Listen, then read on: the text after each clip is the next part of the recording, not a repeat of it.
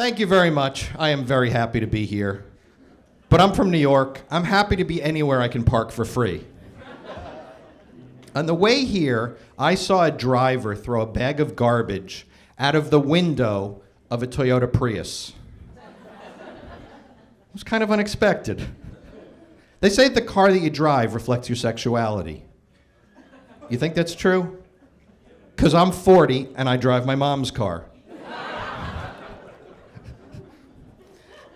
They also say that women want to marry somebody like their father and men somebody like their mother. But this I doubt. Now, I will admit, I am attracted to smart women, and my mother has a master's degree. But I have never, ever, ever dated anybody nearly as hot as my mom.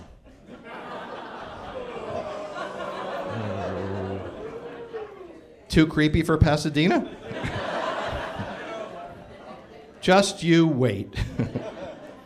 I think that the car that you drive, though, does reflect your sexuality, because Snooki drives a pickup. It's a popular one. I'm sure you've seen it. It's a Ford F-150. She got it when she heard it came with an 8-foot bed. So I was reading a study on sexuality in the New York Times. Okay, it was in Playboy. It said that if you're left-handed, how many people here are left-handed? It said if you're left-handed, you have twice the chance of being gay.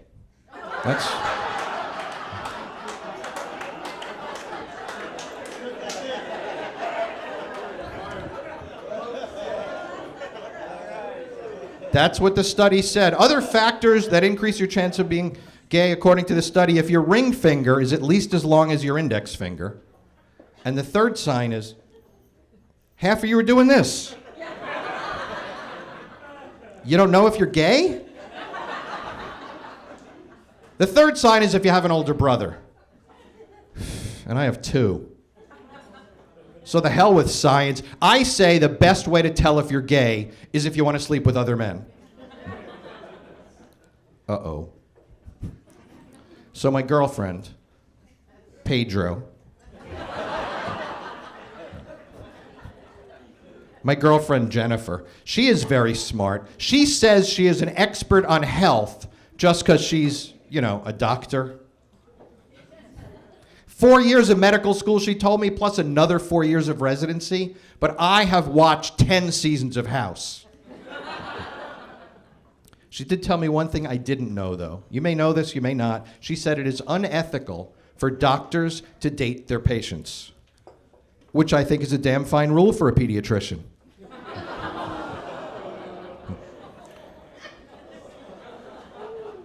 I don't know why the veterinarian I used to date never mentioned this. But Jennifer and I get along great. We get along so well, she's agreed to move in with me. So she's helping me redecorate. Well, she calls it decorating. I call it, hey, why is all my stuff at the curb? She said the first thing we need to get is a chartreuse love seat. So I said, great. Wait, what's a chartreuse? She said it's a color. I said, really? It doesn't sound like the name of a color. Blue sounds like the name of a color. Chartreuse sounds like the name of a fat stripper.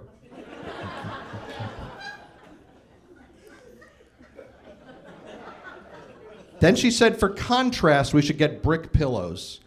And I said, how about we start off with something a little more basic, like soft pillows? She said, no, Shaun Eli, the color brick. So I said, Jennifer? Brick isn't a color. Brick is what a guy gets hit with when his girlfriend catches him on the love seat with chartreuse. The stripper.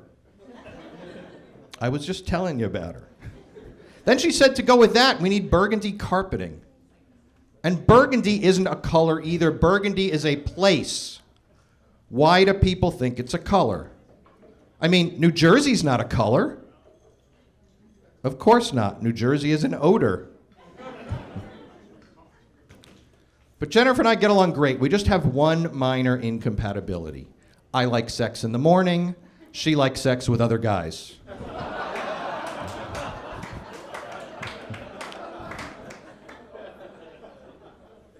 It's okay. It's just a joke. She doesn't like sex with other guys. She doesn't like sex at all. So she and I are broken up now. I've started dating somebody new. I've started dating this beautiful Hindu Indian woman. Sorry, don't have a picture. You're going to have to take my word for it. And well, if you're wondering what a Hindu woman sounds like in bed, I get that question a lot. Actually, not that different from any other woman. Oh, gods!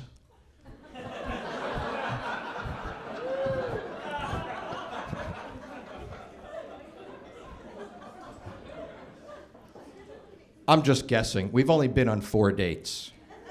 So we haven't yet slept together. At least, not in this lifetime. My parents are great. They've set a great example for me in their relationship because they have been together for over 50 years and they are still madly in love. Yeah, their secret is that they've always worked together. My dad is a piano player in a whorehouse.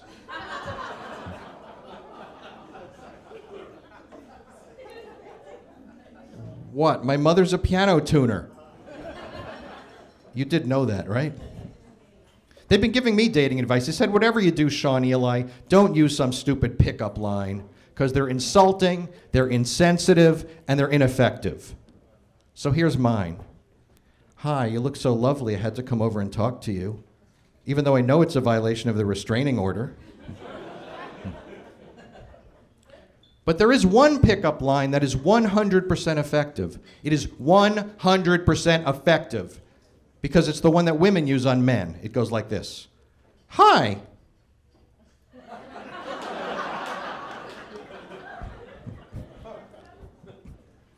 I came here from New York. On the flight from New York, as soon as, well, you may have heard about this.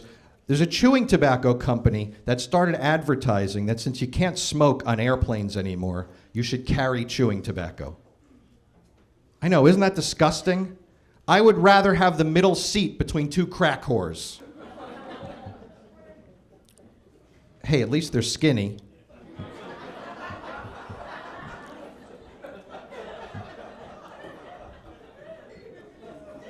And they probably won't spend the whole flight preaching to me like the guy who sat next to me did on the flight here from New York. As soon as I sat down, he started preaching to me about Jesus, and Jesus performed miracles. I said, like what? He said, Jesus healeth the sick.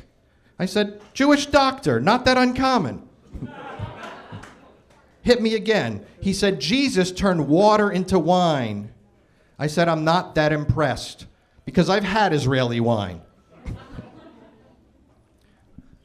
But I'll tell you, I came here from New York. I actually flew out of Newark Airport, and when I was in New Jersey, I heard a radio story about New Jersey. The DEA, the U.S. Drug Enforcement Administration, announced that New Jersey's heroin is the strongest in the country. They said it was 71% pure. It's got to be a little embarrassing, don't you think, when your heroin is cleaner than your drinking water? But I'm having a tough week. I really am. Last night, I wasted a $20 date rape pill on a woman in a bar who turned out to be a $12 whore. Cost me $32.